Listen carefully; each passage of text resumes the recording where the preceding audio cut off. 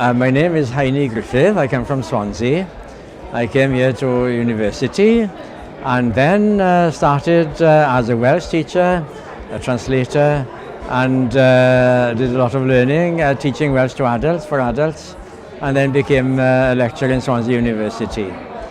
On top of that, I suppose I've done a lot of campaigning for Welsh medium schools, and at present I'm chair of Dyfodol i'r Iaith, the Welsh lobbying group.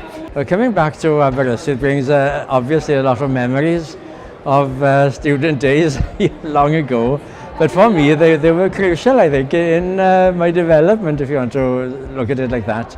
In that I came from an anglicised town. I went to an English medium secondary school. There were no Welsh medium secondary schools at the time, and found myself in Aberystwyth in a Welsh-speaking community with people like myself from all over Wales, being able to take part actively in cultural matters or just socially to have 3 years of an exciting and vibrant Welsh community in Aberystwyth. The campaigning part of student years was quite important in those days. I remember once having my parents' car and black paint in the back of the car and painted all the signs from Swansea to Aberystwyth.